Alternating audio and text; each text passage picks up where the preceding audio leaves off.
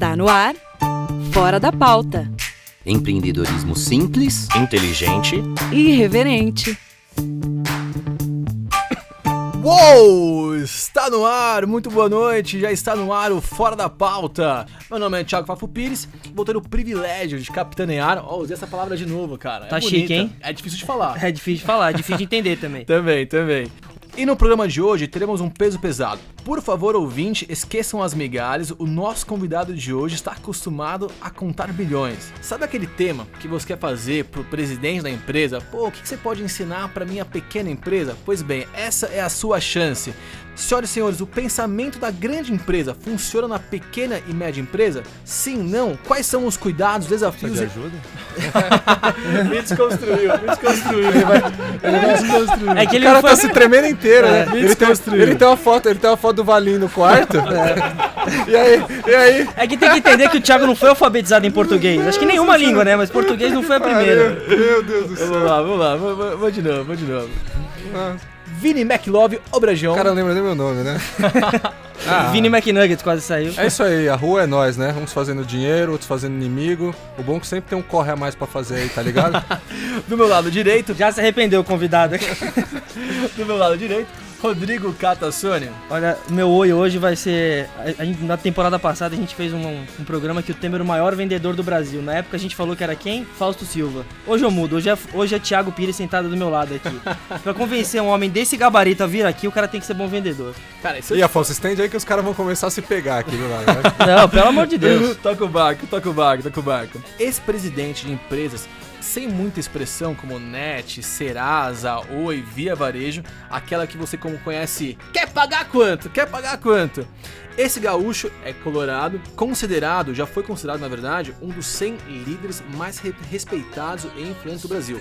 Depois de presidir importantes empresas, deixou o mundo corporativo e montou seu próprio negócio, o Bambusa Capital, um fundo de investimento de pequenas e médias empresas. Senhoras e senhores, uma salva de palmas para Francisco Ocara Valim. Aê! Tô falando que hoje sai alguma coisa sexual nessa bancada. Bom, primeiramente, Valim, obrigado por aceitar o convite. Espero que você não se arrependa até o final do programa. Que fique até o final do programa. Já vai ser uma vitória. E até pra você ambientar aqui os nossos entrevistadores, como que você prefere que a gente chama? Francisco, Valim? Não, como comentei, se me chamar de Francisco, ninguém me conhece no mundo corporativo. Eu acabei ficando aí com acostumado de chamar de Valim, então ficou Valim. Chiquinho ninguém conhece? Só no futebol. Você tem certeza? Não, No mundo corporativo não? Os poucos que conheciam por Chiquinho já morreram. Ah, entendi. Não, tudo bem. Já me falaram que te chamam de Fran também. Pô, Fran Valim, muito íntimo. Não, esse é o meu filho. Meu filho é que é o Fran lá em casa.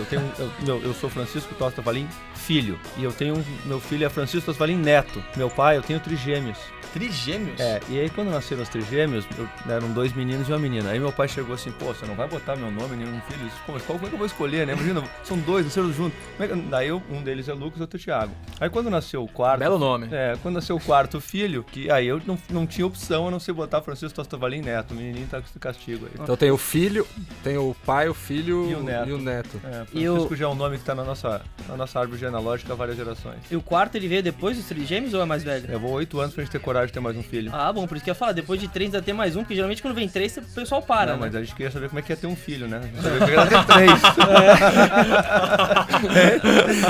Porque venhamos, depois de 3 filhos, ainda assim é corajoso, mesmo que depois de 8 anos, né? Mas filho é bom, né? O difícil é criar, meu amigo. Pergunta quantos ele tem ali, ó. Bacana. Bom, Valim, então obrigado mais uma vez. E pra começar, até pra responder diretamente o tema, é possível um cara de uma grande empresa que foi presidente, diretor, vice-presidente, montar uma pequena empresa, começar do zero? O que ele ganha e perde com isso? A grande empresa tem algumas vantagens, né? Ela tem muito recurso.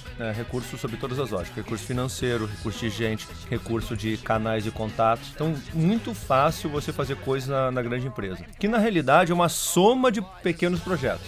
Não existe uma grande empresa, não tem um negócio. São poucas as empresas que têm um único negócio e que são grandes. Elas acabam tendo muitos negócios pequenos. Mesmo quando você pensa, uma empresa como McDonald's. Na realidade, tem um monte de coisinhas que vai se agregando ali, projetos que vão sendo aprovados ou descontinuados, baseado como se fosse uma pequena empresa. Só que a grande empresa, ela não aceita projetos com risco de insucesso. Ela só aprova projetos com altíssima probabilidade de sucesso, porque nenhum executivo vai querer botar na carreira dele, olha, eu lancei um projeto aqui e não deu certo. Tipicamente ele perde o emprego quando isso acontece. E é muito baseado nos indicadores, pesquisas, porque tem recurso pra isso, Exatamente. Né? Então você gasta muito mais do que uma pequena empresa gastaria só para começar um projeto. Na pequena empresa, ao contrário, você tem a velocidade e flexibilidade. Você consegue se mexer e andar mais rápido. Só que existe um ciclo. Não existe esse negócio, lancei a empresa e foi um sucesso nos primeiros 6 meses. Isso é raro. O Facebook, tá bombando,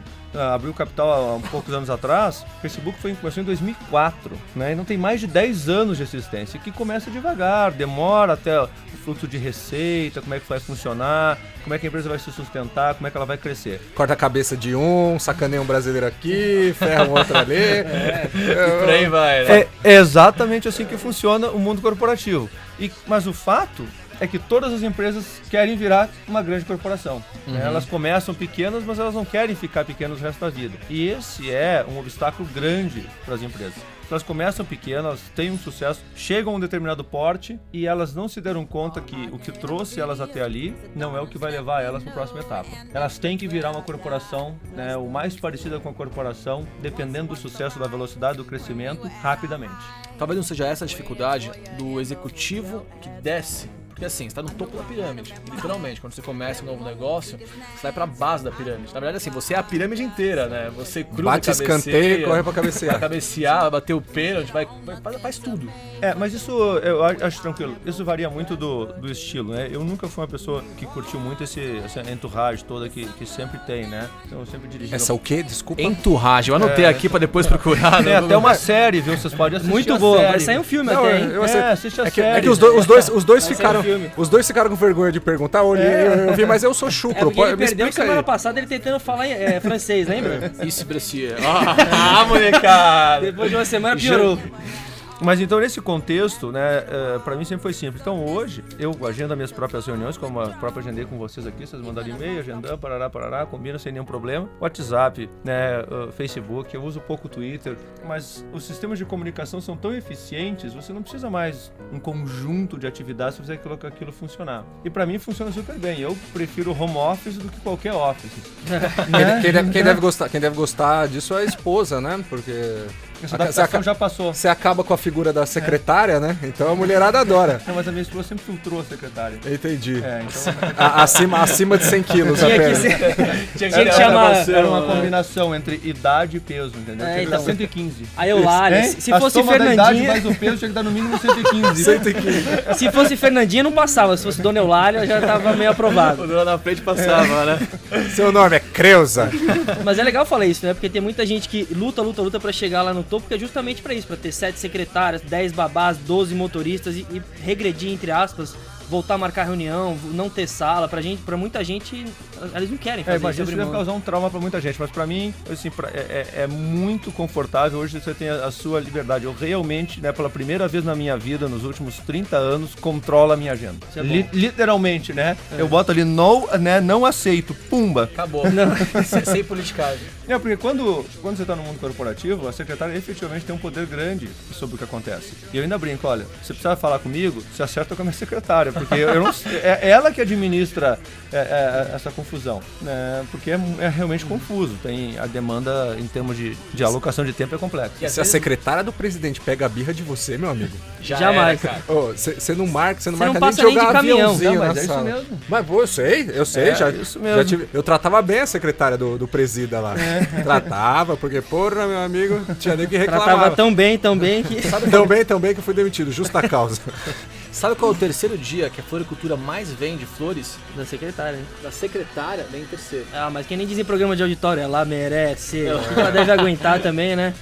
Tem essa também. E ao contrário também, né? Porque a dificuldade que o empreendedor, aquele que acorda às 7, acorda muito antes, acorda às 4, pra fazer o pãozinho e fecha padaria, para ele montar uma rede de padaria, para ele sair desse degrau entre aspas eu vou chamar, mas não é esse o termo, de peão, quer dizer, do executor para virar gestor, é muito difícil. Esse eu acho que é o outro passo, né? As pessoas, quando elas começam o negócio, elas são muito boas em alguma coisa, né? Então, às vezes ele é muito bom no produto, às vezes é muito bom de venda, às vezes é muito bom de marketing, às vezes é muito bom de produção. E não se associa adequadamente com um resto, um grupo de pessoas que vão complementar aquelas atividades. Ou associar através de sua participação acionária, ou contratar, ou combinar um esquema, uma participação eventual, etc. E não faz isso. E isso é receita certa de insucesso. Porque você é bom numa área e você não tem essa capacidade de fazer essa amplitude sozinho. Então você precisa de um time para poder compor. E as pequenas empresas acham, não, eu vou resolver tudo sozinho, me dá aqui que eu resolvo. E acabam descobrindo que ele logo esbarra. Porque quando é que a empresa começa a ficar grande? Ela começa a ficar grande quando ela começa a ter que contratar gente. Às vezes tem 10, 15, 20 funcionários. Pô, já não dá mais para administrar 10, 15, 20 funcionários do jeito que você administrava 1, 2. Então você precisa ter essa agilidade, essa capacidade. Poxa, eu mudei de tamanho. E é muito difícil para o empresário, né, dizer, pô, eu não sei fazer isso. Pequeno mesmo. Ou não sei. E tem que aceitar essa dificuldade e se cercar de gente que é capaz de fazer aquilo acontecer. Isso significa que mexe na área mais sensível do empreendedor. Ele tem que abrir mão de ou capital ou de dinheiro para montar essa equipe. E é por isso que ele demora para esse negócio acontecer e por isso que muitas delas acabam sofrendo mais do que o necessário porque não se preparam para essa dificuldade que vai acontecer. O sucesso inexoravelmente leva a se estruturar mais. Mas, cara, eu acho que já vi algumas empresas pequenas ficarem grandes. Eu acho que tem uma grande questão também para alguns donos. Pra ele ninguém vai fazer aquilo tão bem quanto ele fazia. Lógico que a gente vai entrar até no Freud de psicologia e os coachings do mundo e blá blá blá blá blá. Mas eu acho que dá agonia no cara até às vezes ter que transferir não só a dificuldade pra crescer, tem que transferir aquela tarefa que só ele sabe fazer bem. Mas Vini, é o cuidado do dono. É aquela coisa assim, o cara muitas vezes ele abre o negócio não apenas pelo vínculo financeiro. Obviamente ele visa o lucro porque ele tem um negócio. Mas é o cuidado de entregar, de realizar, da satisfação do cliente. Às vezes quando você vai substituir, o cara pode fazer um pãozinho tão bem quanto, mas o carinho empregado, e pro cara abrir mão desse carinho que ele aplica no negócio, deve ser muito difícil, né? É o amor, né? Deve Como ser muito diria uma difícil. propaganda famosa aí. É o amor, É o amor, né? é o amor. Eu queria perguntar também uma experiência como executivo e agora como dono de fundo, gestor de fundo que investe em outras empresas. Quando vocês vão olhar uma empresa para investir, vocês percebem mais essa parte da gestão, se a pessoa ela sabe fazer essa gestão, ou mais se ela sabe o produto é diferenciado, ou os dois, como que é? O que vocês olham primeiro? Isso eu acho assim que é uma coisa assim, não, eu escolho a empresa baseada no gestor. Beleza, mas se a empresa não tem uma boa ideia, um bom negócio, pode ser o gestor que quiser, não vai fazer aquele negócio decolar. Uma ideia ok para um gestor bom ou um gestor ruim para uma ideia muito boa? É que eu acho o seguinte, se a empresa decolar, você rapidamente compõe um time que são capazes de ajudar aquele gestor naquilo que ele não é o melhor. Quando a gente olha para a empresa que tem que ter 3 características. Ela tem que ter uma inovação intrínseca. Quando você acha que você é um novo site de pet shop, que esse vai dar certo, não, mas o meu não tem concorrência, eu faço isso aqui muito diferente dos outros, não é bem por aí, né? Então tem que ter um coeficiente de inovação alto. Depois disso, precisa ter a capacidade de escalar, né? Negócios B2B tem muito mais dificuldade de acontecer do que negócios B2C, né? Ou seja, o foco em consumidor é mais fácil, porque no consumidor você sempre encontra um nicho que às vezes pode crescer e você é capaz de ocupar aquele nicho. No mercado B2B é mais difícil, eu comento daqui um minuto por quê. E o terceiro ponto, a gente sempre bota a característica que possa ser internacionalizável, porque quando você chega lá, tem essa ideia legal nos Estados Unidos, vou trazer para o Brasil. Bom, já definiu o seu tamanho do seu mercado, né? O meu mercado é no máximo o Brasil. E se eu vou ocupar um nicho, então um nicho dentro do mercado brasileiro. Não que você vá necessariamente internacionalizar, mas significa que essa possibilidade existe e, portanto, seu mercado é maior do que você efetivamente está enxergando. No Brasil, que a gente tem visto, o mercado B2B é muito, vocês gostam de falar mais difícil ou mais fácil, né? Pode ser mais resistente fácil ou reticente em relação à startup. O executivo brasileiro resiste muito em contratar uma startup para prestar um serviço ou fazer um produto, ajudar na confecção de um produto ou parte do processo de produção. mas é muito mais avesso do que a gente encontra em outros lugares do mundo. Isso é cultural? É do próprio sistema empreendedor brasileiro? Eu não sei exatamente assim as razões, né, freudianas para essa explicação, mas é muito mais difícil. Mas e se vocês desaparecerem? Sim, mas qualquer empresa, né, pode ter um problema, etc, etc. Mas e se vocês... mas vocês... Quem são os clientes de vocês? Se você não chega lá com um portfólio de 10, 15 empresas mega, mas eu não vou ser o primeiro. Quando deveria ser o contrário, né? Ele deveria ser remunerado por esse risco adicional de ter um retorno. Não que ele vai investir na empresa, mas correr um risco ponderado de tentar um negócio novo e realmente estar certo. O que eu vejo é que há uma preocupação muito grande em não correr risco, né? Não correr risco e, portanto, as empresas, estou falando das que a gente investe, mas eu tenho visto isso em outros casos também, tem assim, escalar um muro aí difícil para vencer essas empresas maiores e explicar, tenta aqui comigo, não precisa tentar com tudo, não precisa apostar todas as suas fichas aqui, mas faz uma experiência. Acho que isso mudaria muito o cenário. Passa só uma mãozinha, depois você vem com o resto. É exatamente isso, né? Tem uma pesquisa também que a gente deu uma olhada, até falam, se os empreendedores tivessem 3 desejos numa lâmpada, eles pediriam mais acesso ao capital, ajuda para aumentar as vendas e uma política tributária mais amigável. Você acha que por causa desses fatores eles também são um pouco avessos a política tributária amigável, sinceramente, a política tributária é a política tributária, ela que tá aí, né? Ela é complexa, mas... São as regras do jogo. É isso. Não tem muito o né? que fazer. Vale para qualquer uma. Agora, quando você fala assim, acesso a capital, que eu acho que não é escasso, o segundo ponto é abrir portas. Quem é que pode me ajudar a abrir uma porta, a gerar credibilidade para o meu negócio? Isso acaba valendo muito. Um mentor. Um mentor que consiga lá, dá uma olhada aí, atende esses caras, vê se eles não funcionam realmente. Alguém que viu, que já andou nos dois lados do balcão e chegou, isso aqui faz sentido para a grande empresa. Mesmo assim é difícil, mas pelo menos você tem uma referência ou um endosso que ajuda muito no processo. Tem um livro que ele fala um pouco justamente que é a dificuldade que o grande empresário, que o grande executivo tem de começar do zero. Que aí eu volto até nas primeiras perguntas. Ele levar o hábito das 3 secretárias para uma empresa que está começando agora. O hábito de você começar um contrato ou um primeiro pedido muito maior, esquecer de repente de pechinchar, lutar pelos centavos, quando você está montando uma empresa. Que a dificuldade de você começar do zero, para quem está acostumado, é muito grande. Ao mesmo tempo que você encontra grandes executivos que não estão assumindo riscos de novos negócios, de comércios ou B2B. Pega o Enéas Pestana, que abriu uma consultoria, quando você pega o próprio Pedro Janot, que fez a estruturação da Azul, da Zara, eles usam muito a experiência dele como produto. Por que disso? E não de repente quero montar uma nova empresa de roupa, como poderia fazer quero montar uma linha de achocolatado porque eu conheço o mercado e sei que tem oportunidade.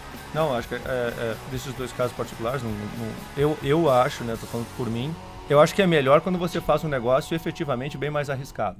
Porque né? o ganho pode ser muito maior também. Essa é a regra do jogo, né? Eu, por exemplo, não gosto de consultoria, né? Por quê? Porque se eu vou gastar as mesmas 60 horas que eu gastava por semana como executivo e vou ganhar bem menos para fazer isso, né? Porque você ganha menos na consultoria, eu acho que é uma burrice, né? Então eu volto para ser executivo. Queria mandar um abraço aí pro Janot. E pro Enéas. Pestaninha. Não, porque assim, mas por que a gente vai né, como executivo você tem uma remuneração muito diferenciada. Porque é muito comum você encontrar esses caras que foram grandes executivos e passarem a prestar consultoria, usar a experiência férias, como produto. O cara tá tirando as férias? Não sei. Não. Quer fazer lá você já chamou o cara de burro, agora férias é de menos. Não sei se é férias, não, porque eu não sei como é que é a agenda deles. Eu tô falando por mim. Eu, se fosse fazer uma consultoria, rapidamente encher lá 50, 60 horas de trabalho e obviamente eu ia ganhar menos do que eu ganharia como executivo. Então, eu prefiro administrar a minha agenda e investir naquilo que eu realmente acredito. Acho que pode estar não só um excelente retorno financeiro, mas é um envolvimento emocional, né, de engajamento. Esses caras de novas empresas, não sei se vocês já observaram, né? Vocês têm aí a empresa de vocês estão começando. Eles não sabem quem é a Dilma. Eles não sabem quanto é que é a inflação, quanto é que está o dólar, né? Não estão preocupados com o crescimento do PIB. Nenhum deles fala sobre esse assunto com vocês. Ninguém quer saber, porque não faz nenhuma diferença. Se esses caras não crescerem 10, 15 vezes de faturamento, eles morrem. Então eles não estão preocupados com o status quo, crescer um pouquinho, melhorar um pouquinho. E isso é contagiante. A gente lida com caras que estão ali pilhados no negócio, eles acreditam, né, absolutamente 100% daquilo que eles estão E isso ajuda você assim, então só temos que direcionar essa energia toda melhor. Mas né, quando você vai para o mundo corporativo e aí, né, nesse mundo mais de consultoria, aí você volta para esse mundo, né, com um pouquinho mais de pessimismo, aí tem uma regulação, vamos reclamar um pouquinho, vamos chorar um pouquinho. Eu acho, né, que nunca foi o meu estilo. E ainda mais agora que eu administro melhor a minha vida, por que eu vou entrar num modelo que eu vou ter que estar ouvindo essa choradeira aí com mais frequência? É o famoso, quem vê PIB não cresce, né? Se o cara depender muito do PIB para crescer, o cara vai retrair agora a empresa que o PIB colheu, né? Quando eu fui para a NET em 2003, a NET era uma empresa pré-falimentar. Na realidade, tinham pedidos de falência sendo executados quando eu cheguei lá. Aí começamos a desenhar o plano de negócio, não sei o quê, e isso era logo, né, no início do governo Lula, aquela incerteza brutal, o dólar era quase 4, né? Aí começava alguém perguntando, mas e quanto do PIB a gente vai crescer? Eu disse, olha, o dia que a gente vai olhar pro PIB para crescer, esquece, cara, podemos já falir a empresa porque nós Já para por aqui. Paramos por aqui. Então esquece o PIB, esquece o mercado, nós temos que fazer o nosso negócio e esquecer o resto todo. Todos proibidos de assistir Jornal Nacional. Não, exatamente, né? Tem que trabalhar até tarde quando eu assisto o Jornal Nacional. Exatamente. E voltando um pouco para essa questão de cultura que a gente estava falando e essa parte de abrir ou não uma empresa, lá fora tem uma cultura de fracasso um pouco mais bem vista, assim, né? Você acha que aqui eles vão para essa parte de consultoria porque você entra da consultoria e sai e um grande executivo não quer colocar o dele na reta, vou abrir uma empresa de alimento que tem uma chance, tem um retorno, uma possibilidade de retorno maior, mas tem uma chance de fracassar também maior e colocar, o cara foi tão bem sucedido, agora ele deu com o burro na água. Os motivos individuais eu não sei. O que eu vejo nos executivos que estão no mercado, o nível de risco que se toma é baixíssimo. É baixíssimo. O pessoal não toma risco, não gosta de tomar risco. Qualquer risco é muito risco. Então eu vejo assim que as empresas deixam de poder fazer isso. Eu até contesto o que você falou um minutinho atrás aqui, Thiago. Até eu me contesto. Que foi justamente o fato de você dizer assim, mas aí o dono tem aquele amor pelo negócio. Esse, entre aspas, amor, se chama engajamento. E esse engajamento se estabelece no momento em que o cara tem uma tarefa que ele se sente competente para fazer, é desafiante e ele consegue ter, né, os resultados daquilo e atingir crescimento e desenvolvimento e ele mesmo poder chegar assim, eu fui lá e fiz esse negócio acontecer. Isso acontece tanto na empresa pequena quanto na empresa grande. Um gerente de um determinado produto ou serviço, quando ele vai lá e faz isso, ele está super realizado com isso. E isso independe do tamanho da empresa. Agora, quando você pensa assim, eu tenho que garantir esse empreguinho aqui, cara, porque o Brasil está sendo uma dificuldade, não posso perder o emprego. Toda vez que o cara bota o emprego na frente do engajamento, o engajamento está limitado, né? Porque o emprego prevalece e ele não vai questionar, perguntar ou tomar iniciativas que ameacem o emprego. Mas não é mais comum encontrar o cara que busca o emprego do que o engajamento? Muito mais. A grande dificuldade, inclusive, é buscar o cara no engajamento. Exatamente. Cara, quantos caras você acha engajados por aí? Pouquíssimo. Você acha bastante? Na proporção dos não. Exatamente. Comparando com os e não. Também um pouco da cultura. Tem uma conta que eu nunca lembro direito, mas deve ser por aí. Acho que é 20% dos caras da empresa que carregam o piano, 70% que estão lá fazendo o volume, mas fazem o básico, e 10% você pode jogar fora. Taca no lixo esses vermes. O que talvez você consiga controlar melhor numa empresa menor, né? Com o dono gerindo, não? Essa não faz nenhum sentido, a minha conta. Não, porque assim, a conta faz sentido. Acho que a conta é mais ou menos essa mesmo. Até porque a somatória dá 100%. Então, a matemática você respeitou. Então, mas a conta eu acho que é essa. Existe assim, um contingente grande de pessoas que fica ali no meio do caminho, um contingente menor que está muito engajado e um contingente menor ainda de pessoas que às vezes tem engajamento zero até negativo. E isso oscila, dependendo da empresa, dependendo da fase que a empresa está vivendo. Mas quando você consegue fazer esse percentual de engajados aumentar, esse grupo neutro, ele acaba migrando muito rapidamente para o engajamento. Porque eles começam a ver o sucesso, esse negócio funciona, que negócio legal. Mas a empresa precisa ter uma cultura de engajamento, uma cultura de, vamos valorizar pessoas, né? Todo mundo fala, vamos valorizar pessoas. A primeira coisa que a gente faz quando dá qualquer problema, vamos cortar gente. Vamos cortar gente. Mas para aí, cara, vamos cortar gente. Mas se gente representa aqui 5%, 3% do nosso custo total, a gente vai começar por essa linha. E geralmente cortam de baixo, né? Que é o custo menor, né? Deixam as então, pessoas eu acho assim, na realidade você fica dizendo reiteradamente que, olha, você é fundamental para a empresa, a menos que a empresa tenha um problema. E aí você deixa não só de ser fundamental, você passa a ser completamente desnecessário. Mas assim, a velocidade dessa troca é muito rápida. É por conveniência. Então aí fica uma relação transparente, né? A gente discute muito esse negócio de relação transparente, né? Então, quando a gente vê esses caras mais velhos, casados com uma menininha bem mais jovem, é uma relação completamente transparente. Absolutamente. Todo mundo sabe o que é daquela relação. Um beijo aí pro Blatter, pro Briatore. Não vamos falar numa escala de poder aqui, esfera executiva do Brasil, porque pode pegar mal, né? A gente Pro Betinho Pode Justus. bater um pessoal meio mal estranho. encarado aqui na porta. Mas igual prostituição, né? O cara, ela cobra pelo amor, né? Pra dizer que o... Mas aí, Não vamos falar de prostituição, aí você vem pro emprego, né? Quando o cara vai estar lá assim, ó, eu tô aqui, o teu único objetivo aqui é você garantir que você no final do mês vai receber o seu salário, você tá muito mais parecido com esse modelo comercial transparente, né? Eu sei o que você dá, eu sei o que você doa, e ninguém consegue dar mais aquilo. Então, eu sou uma pessoa que sempre acreditou assim, na medida que você engaja as pessoas, elas dão um resultado maior do que você estava planejando ou esperando. Tem um pensador contemporâneo bem famoso que ele fala uma coisa do gênero, o nome dele é Vampeta. Ele diz, você finge que paga, eu finge que jogo. Exatamente. É isso aí. Isso aí.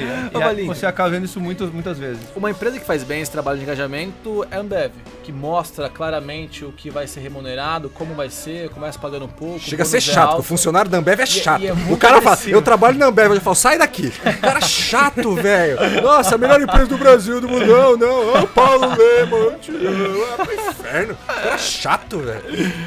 Você tem pra gente, Rodrigão, de dados bons? Eu tenho o site Knoll, especialista da relação de pessoas e seu ambiente de trabalho, separou alguma lista com uns pouco dos valores dessa geração que está chegando no mercado de trabalho. Que a gente estava falando aqui, meritocracia, camaradagem, que é fazer o sucesso em grupo é melhor do que individual, fazer diferente e independência.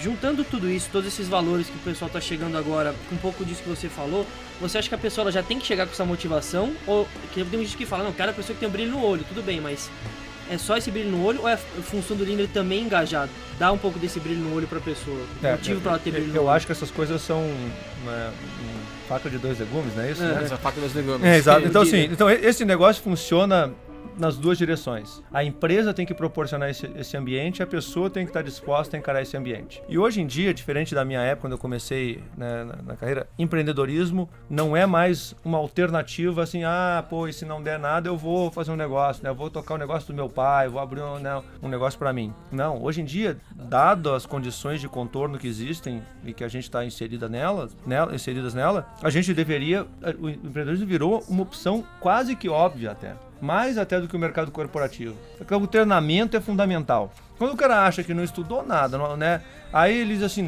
mas olha aí, o Mark Zuckerberg não estudou também, o Bill Gates não estudou também. Mas faz a conta de quantos desses tem versus quantos dos outros tem, que você vai ver que os outros são esmagadora maioria. 2 caras não fazem, né? Pra provar que a regra tem exceção. Exatamente.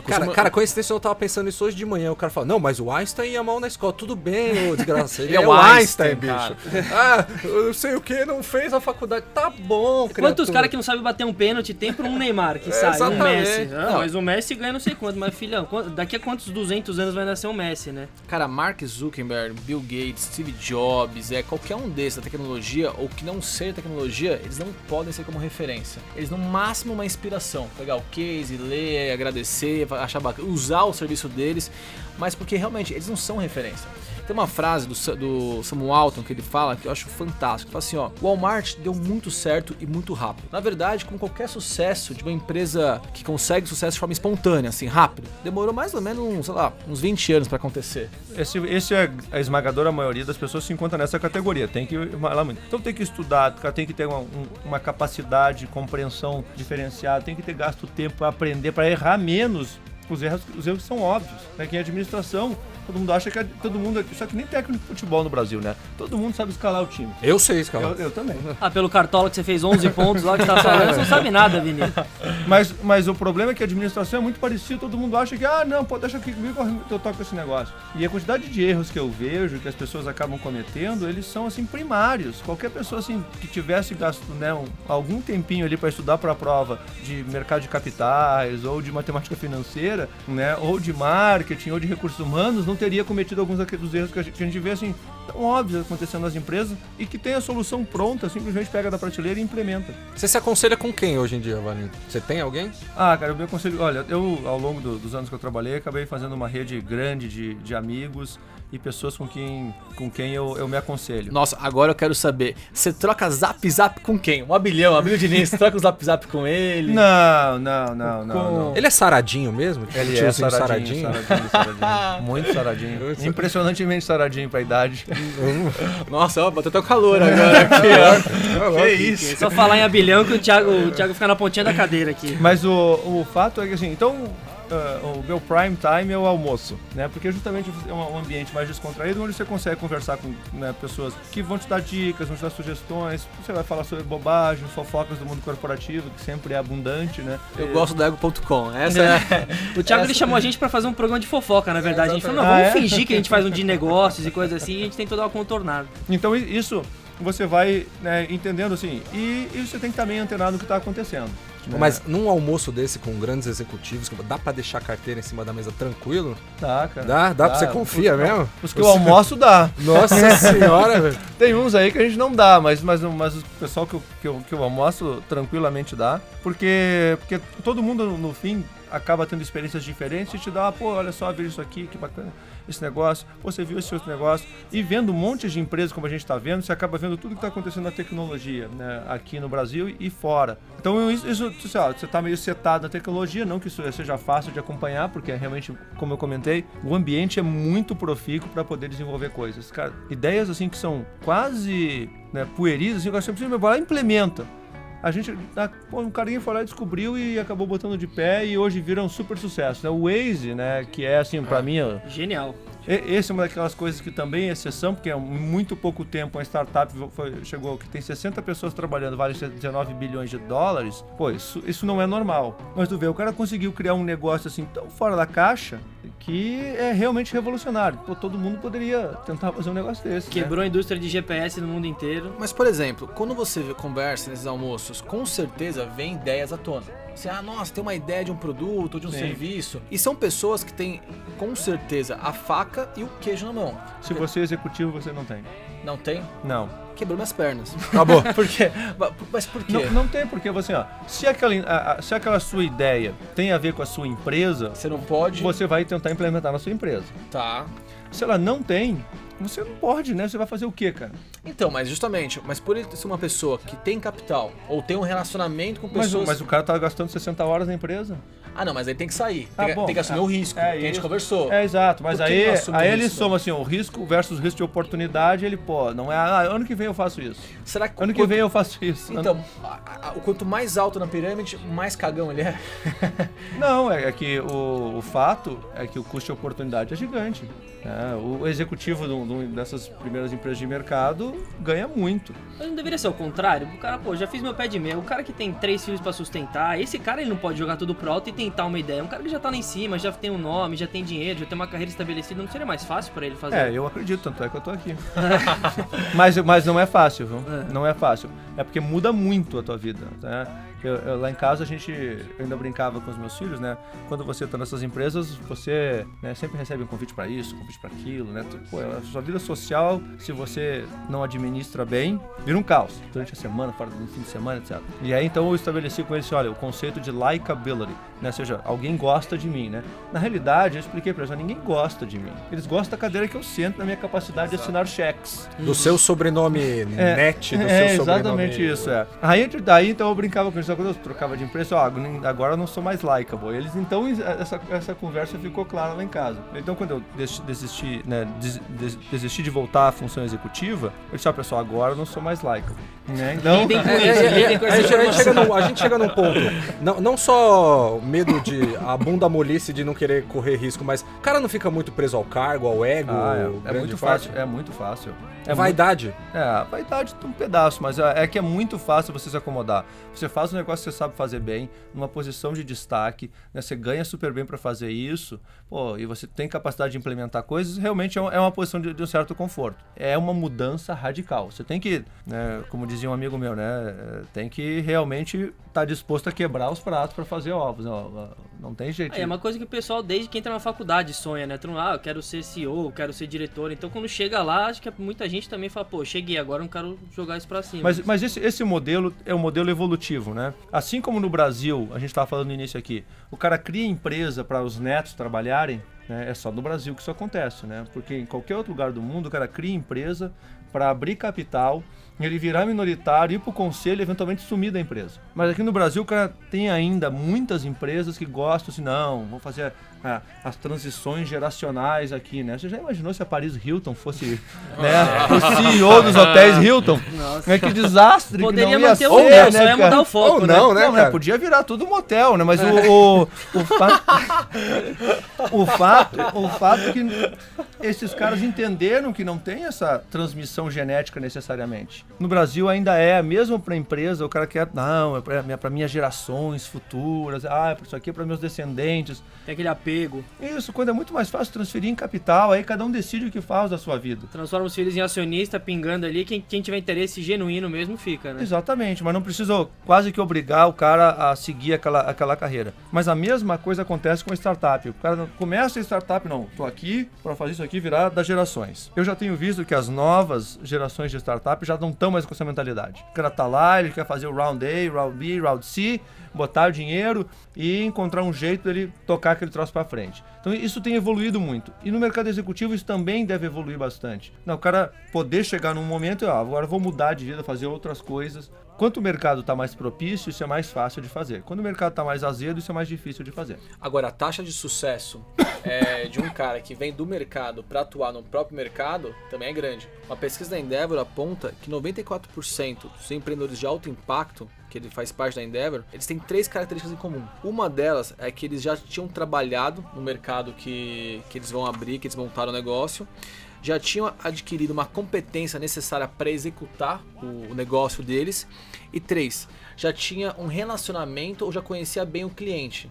Quer dizer, é um cara que tem conhecimento do mercado, conhecimento do negócio e conhecimento do cliente. Obviamente, a taxa de mortalidade por esses empreendedores é menor. É lógico. Só que de outro lado, a massa mesmo não tem isso. São jovens ou são pessoas que querem abrir um negócio novo. Quer dizer, a ideia... Tem que ter mais paciência só. Mais paciência. É isso. Resistência. É isso. Aí, quando a empresa vira uma empresa Endeavor, eu ainda brinco lá com o pessoal da Endeavor, né? Eu sou o mentor Endeavor. Pessoal, aqui vocês não têm startup, vocês têm empresas que deram certo, né? Uma empresa, quando ela foi aceita no modelo Endeavor, ela já deu certo. Tá faturando mais de 3 milhões e meio.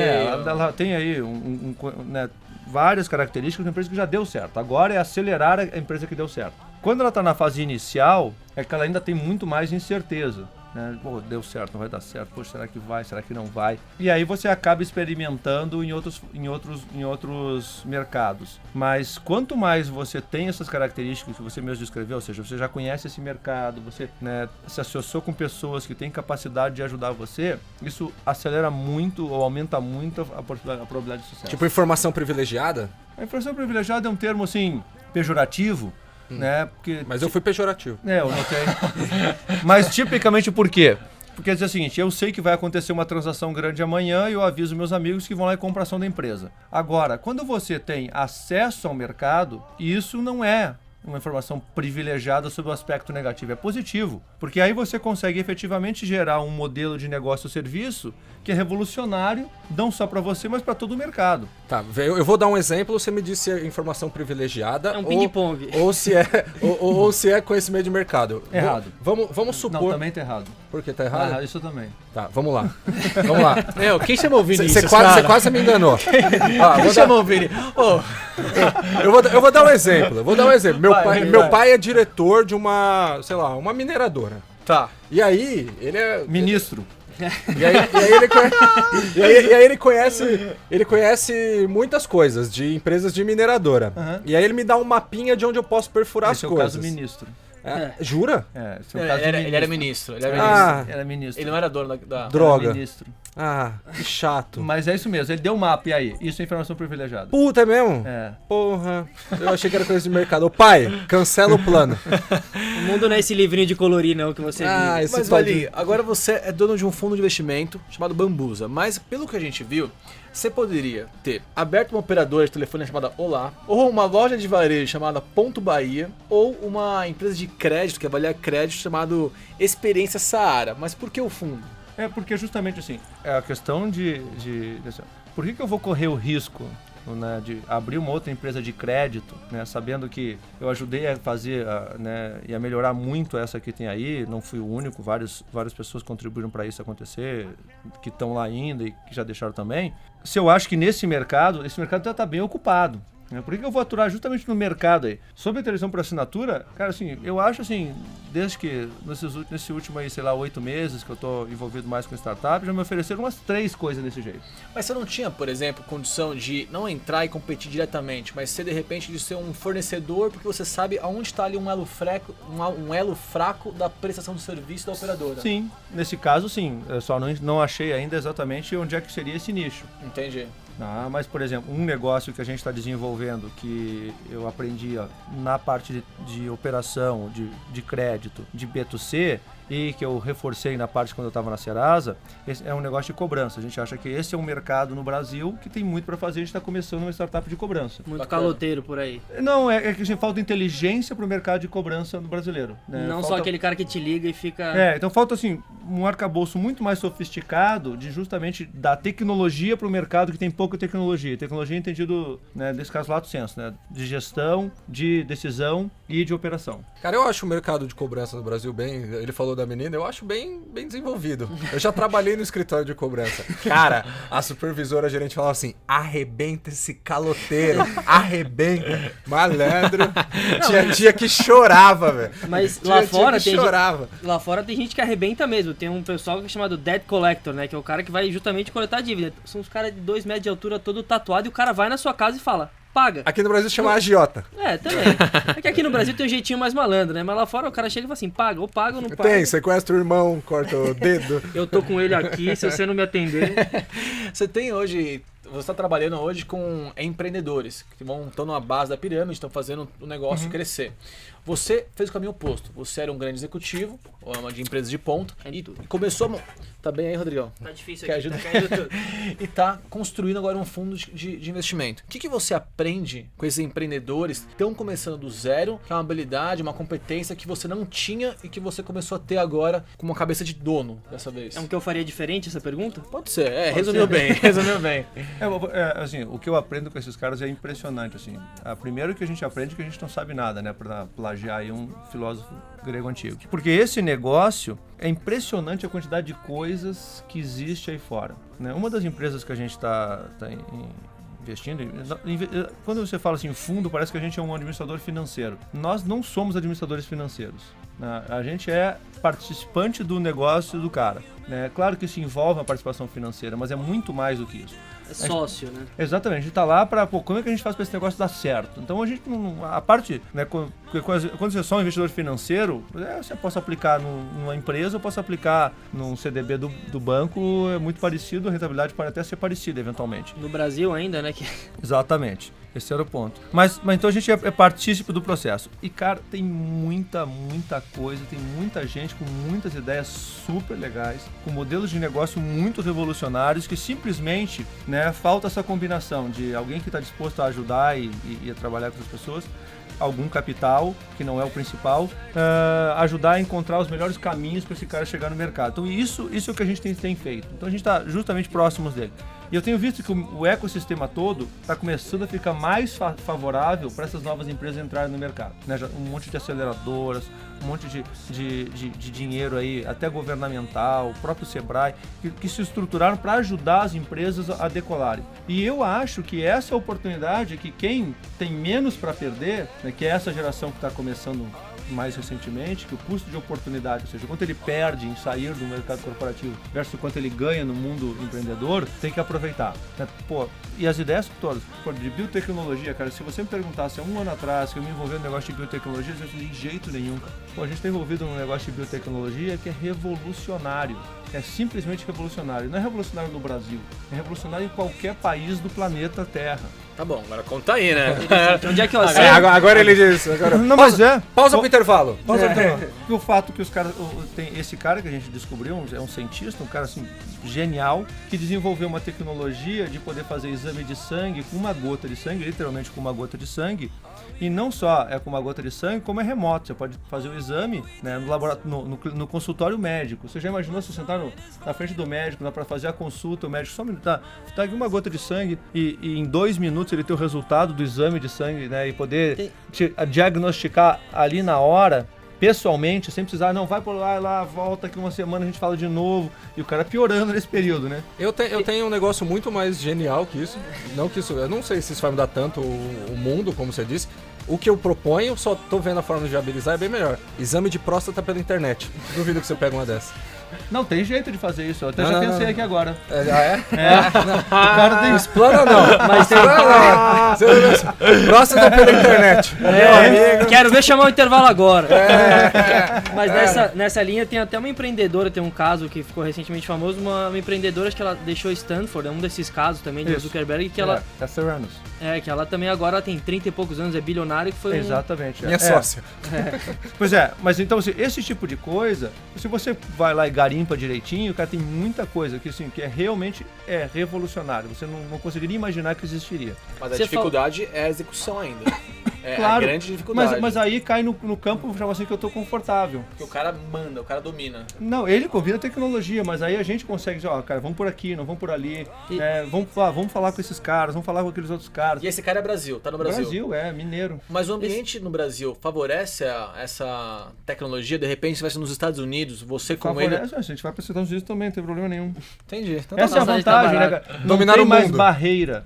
A barreira hoje em dia, praticamente, a barreira regulatória, né? Mas isso vale Anvisa aqui, o FDA lá. Mas entendendo as regras do jogo, você joga qualquer jogo. Não existe mais esse negócio assim, eu tô no Brasil, o mundo ficou muito, muito parecido. E a gente vai voltar pro que ele falou começou dizendo no início do programa, né? Você determinar o tamanho do seu negócio. Se eu não tenho lugar nenhum, o tamanho do meu negócio é o mundo inteiro, tá certo? Exatamente. E você falou no começo, a gente achou um cara, não sei o quê, vocês que foram atrás dele, ele que encontrou vocês, como é que é esse encontro entre vocês? Porque tem muita gente que tem uma ideia. É que hoje, porque existe esse ecossistema, então você consegue encontrar em alguns lugares, as incubadoras tem cheio de gente que estão lá, lá é um lugar que já tem gente diferenciada e sendo aperfeiçoada, né?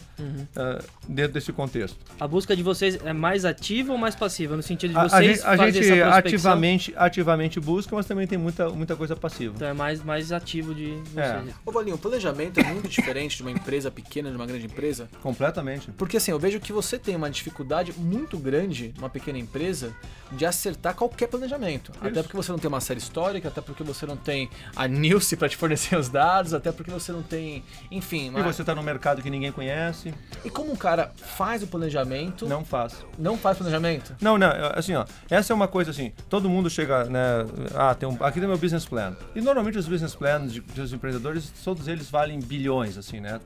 Meu negócio começa com 0, aí no ano que vem fatura 5, no outro ano fatura 50, no outro ano fatura 500 e, portanto, vale 10 bilhões. Né? Valuation assim é fácil. Estou exagerando um pouquinho a situação, né? Só para mostrar o que é o caso. Mas a única coisa que eu tenho certeza quando eu sento com qualquer uma dessas conversas, em qualquer uma dessas conversas é assim, o teu business plan tá errado. Já parte do princípio que tá A errado. única coisa que eu tenho certeza desse business plan é que não tá certo. É isso, porque tá errado. Mas o ponto é esse, se você... Nesse estágio da empresa, você consegue ter mais flexibilidade, mas você não pode se afastar muito do core daquilo que você sabe. Então, esse é o meu core, eu vou pesquisar. Né, eu tenho que ser resiliente nesse core. E aí você precisa ajudar o cara a não querer desviar rapidinho. Porque, ele tem um dinheirinho fácil, cara, mas o que vai valer no futuro é isso, né? O que vai valer no futuro é isso. Vamos porque continuar você nisso. começou no primeiro dia. E às vezes não é bem no primeiro dia, mas é aquele banco que você acertou, é por aqui, vamos lá. E tem um tempo de maturação e sai do outro lado. E esse tempo de maturação também entre não necessariamente a pequena e a grande empresa, mas tem um momento que ela começa a crescer e perde essa característica de startup de ser Assim, na hora que deu certo, né? A hora que ela começa assim, a hora que ela consegue fazer essa projeção, esse planejamento, ela deu certo. Ela deu certo, mas como não perder essa característica de agilidade, de poder mudar Ela vai o perder modelo? um pouco. Ela vai perder um pouco. Vai. Entendi. Acho que o Vinícius tem uma pergunta agora. Não, agora a gente vai para as perguntas do internauta, né? Valim, tá bombando. Tem uma ferramenta. Eu tive a gente mais de 15 mil pessoas postando no Twitter. É bom que você pensou.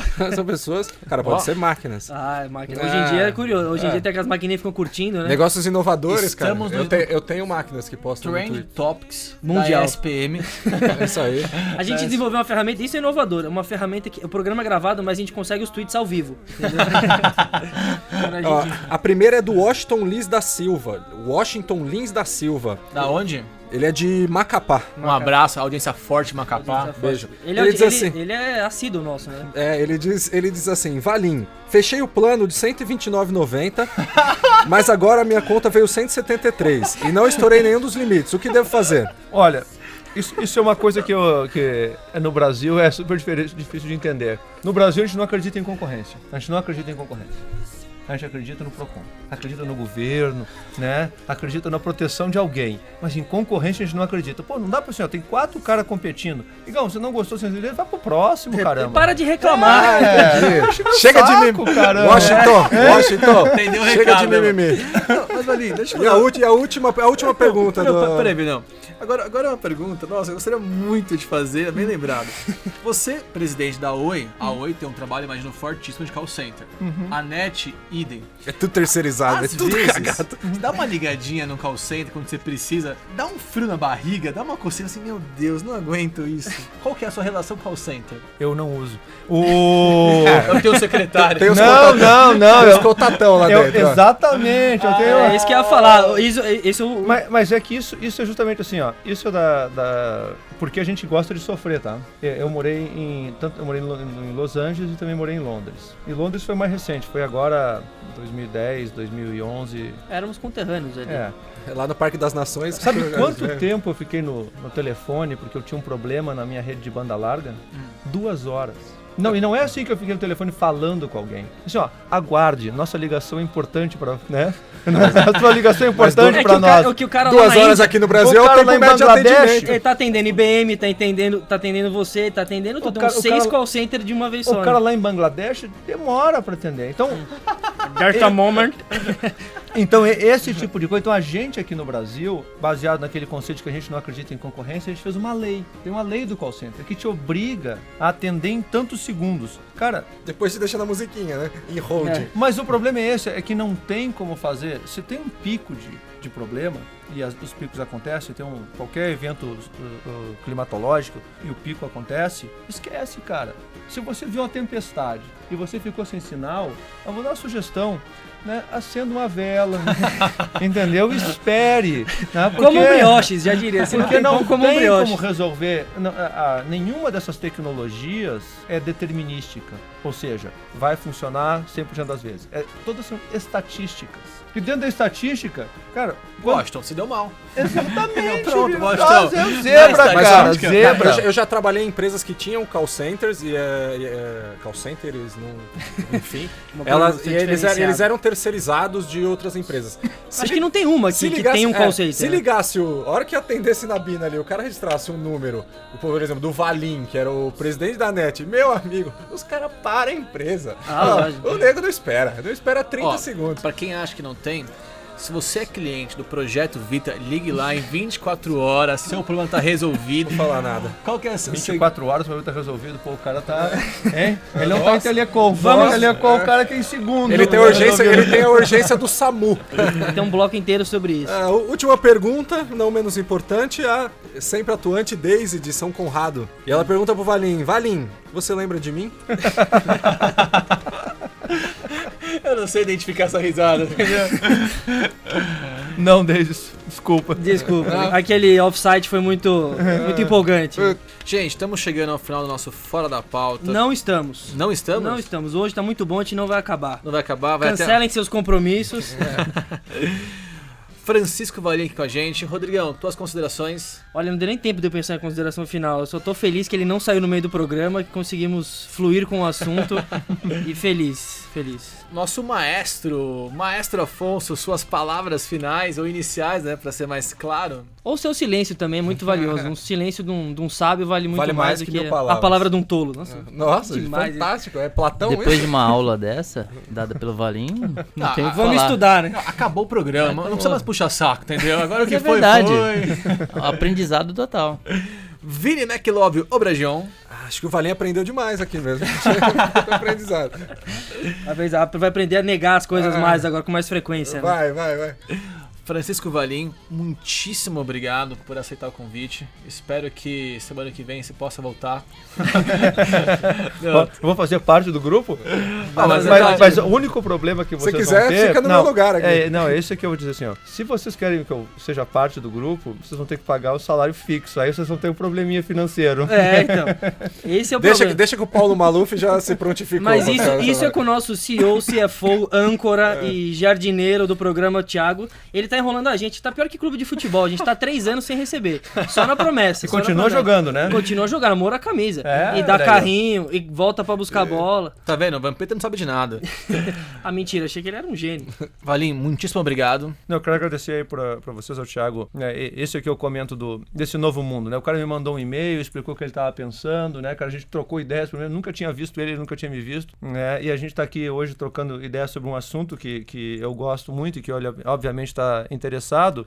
Isso acontece hoje em dia com uma facilidade brutal. A coisa que eu mais uso todos os dias é Skype. É Skype. Né? Então, do que esse negócio de reunião presencial, tem que ter sala, mas é justamente isso aqui o exemplo. A gente está aqui falando, né, para uma plateia virtual que a gente nunca viu, né? Menos não sabe a... se existe, eu espero que exista, me prometeram que existia, né? Tem a edição Conrado ali para provar que é conheceu verdadeiro. a gente através de e-mails que são completamente inimagináveis há pouco tempo atrás. Se eu te contar, não vou falar agora aqui no ar, senão sua caixa de e-mail vai ter que trocar o nome da empresa.